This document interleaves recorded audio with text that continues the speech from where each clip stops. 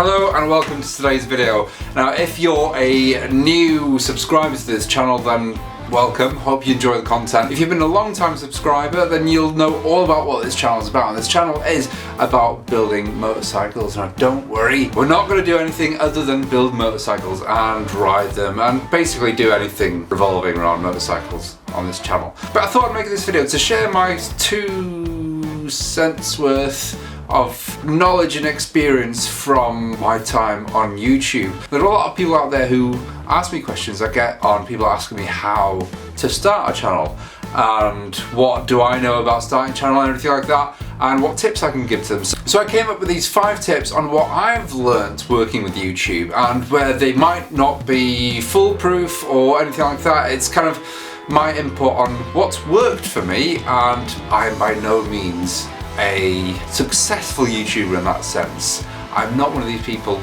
with millions of subscribers. There are a lot of other channels who reach a far greater audience than I have, and that may be because of their subject matter or what they do or how they present the channel and things like that. But still, my channel's going okay, and I'm super happy with the amount of people that watch these videos and the subscribers and everything. So without the viewers, channels like this wouldn't exist. So thank you so much for all that. Nonetheless, here are my 5 tips on what to do if you are starting off on YouTube. Number 1, and that is the equipment. There's a myth. There's a big myth that you need a lot of professional equipment to do YouTube and things like that. I don't believe that. I think if you have something that records what you do, use it. It can either be a GoPro, it can be a DSLR like this. I'm using a Canon 60D at the moment with an 18mm lens. You can go 50mm, you can do whatever you want, but you can spend as little money as you want if you've got an iPhone even. And you know, the cameras on iPhones are pretty decent. One of those, or like I said, a GoPro. I started off with a GoPro and I still use a GoPro to this day to do a lot of vlogging things and close-ups and everything like that. It's just a handy camera. You don't need a lot of things. You don't need decent microphones. I don't have a microphone. I'm using the internal microphone on the camera now. You don't need anything. Of course, if you are going to spend on equipment, things like that, then a production of your channel will be lifted. And in turn, some might argue that that will get you the viewership that you need.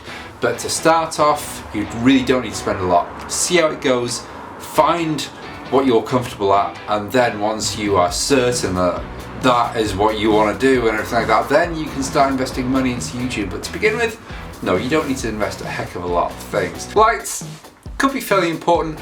Until recently, I've not been using lighting or anything like that. I've just been using the natural lighting that's above, but I have invested in some lights just to, again, lift the quality of these productions a little bit, and they are helping as well, but you don't really need them. Number 2 is consistency, and this might, a lot of these are kind of common sense things, but consistency is something that people probably don't think that is needed with YouTube. To upload a video one here and wait another 2 months and upload another video in another 2 months and things like that isn't what YouTube are after, or subscribers. Trust me, I've been there. When I started off this channel, I really didn't give 2 shakes of a rat's tail about what content I was putting out. I wasn't actually thinking about content. I was literally filming my journey of my Suzuki just for the heck of it, just to kind of document it for myself more than anything like that. And I was throwing up videos, and you know, I think even at one point there was a 5-month gap between one video and another one. When I put another video up, people were like, "Hey, you're still alive." Yes, I was. But consistency. If you are going to be delivering videos out to your subscribers, then be consistent. If you're going to be delivering a video out once every 2 weeks, that is fine, as long as your viewers know when to expect videos. That is all they need.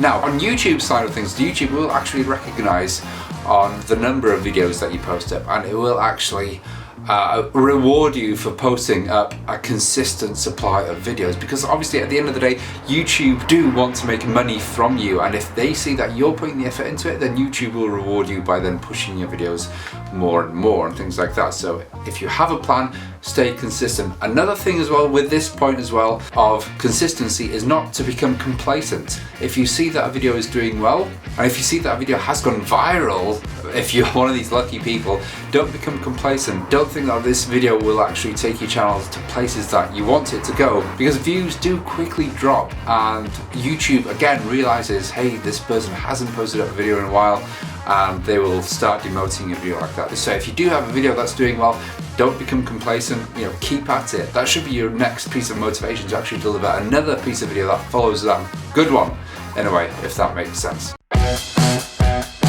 Number 3, and I should have put this at number 2 actually, or even at number 1, because it's really important, is find your niche. Find out what kind of style of YouTubing you're going to do. More than likely, the viewers watching this video now will probably be motorcycle enthusiasts with an ambition to put out videos based around either motorcycle building or vlogging or anything like that. But what I can say is to find your niche. Find out what sets you apart from other channels. Is that your commentary? Is that your wit? Is that your personality? Is that your face even? If you want to put your face in, or if you don't want to put your face in. There's a lot of YouTubers out there that don't show their faces, like Blockhead. Others which then reveal their faces later on, like Snowcat and things like that. But find out what sets your channel apart from the rest. And if you are going to be doing a motorcycle channel, don't suddenly start putting gaming videos on it and things like that, because what I've noticed, especially when I was starting off YouTube, is when you start putting out videos that isn't relevant to what your viewers have been watching, they will quickly slate you for it, and that video will then get a lot of negativity, and then YouTube in turn then see that negativity as an excuse not to promote your channel again. But that doesn't mean that negativity throughout your channel isn't a good thing. Any kind of engagement on the channel, whether someone dislikes your video or whether they like your video, it's still engagement, and YouTube like that engagement. Obviously, if you've got a video that has 80% dislikes compared to 20% likes or something like that, YouTube will then realize, oh, hang on, this video at this channel isn't worth promoting. But still, in terms of keeping your viewers and delivering the content that you need, stick to what you do. Now that doesn't mean that you can't mix it up a little bit. So I do a lot of building videos, but every now and then I like to put a riding video or a first ride video, only because it's still my kind of passion, my hobby is still revolved around motorbikes and things like that. And I think it's good to mix it up, but as long as it's in the same category as what the rest of your channel is doing, there's nothing wrong with that. Number 4. This gets really boring now, but look at your stats. YouTube have got this brilliant dashboard, the YouTube Creator Studio. The insight you get from that is valuable. I know a lot of people that don't actually look at their insights. They don't look at the data that's being delivered to them, and kind of a lot of potluck of just throwing videos out there and things. But I think it's really important to look at the data that's being delivered to your dashboard and kind of see what works and what doesn't. Now that's not to say that all your videos should be data driven, but having an insight on your audience age, for example, or their gender, even where they're from to some extent, you can kind of have a good insight of what kind of content you'll then be delivering to your audience. But this is the most important thing, is watch time and retention. So, having attended a few YouTube workshops and meetings and things like that, watch time retention is really important. And watch time is pretty much how long a person views your video for. So it's not all to do about clicks. It's not a case of you've got 1 million clicks on this one video, 1 million views I should say, but if they've only watched 2 seconds of a 10-minute video, then YouTube is going to realize that people don't really want to watch that video, so it won't push it as well. And that's not to say that you should be aiming for 100% watch time. What it means is that if you upload a 10-minute video and people watch 7 minutes of that video, YouTube will then see that people are actually watching 7 minutes worth of your content, actually staying on your page for 7 minutes to watch that video, and that is vital. If they're staying for 3 minutes of a 4-minute video, that's still going to be 3 minutes of time that they're staying on the page. But the reason I'm talking about watch time now is because that is one of the variables that YouTube really likes to look for. And the last tip number 5. And this isn't really a tip on how to build your channel, it's a tip more about your own mental health in a way. And that is to ignore haters out there. YouTube,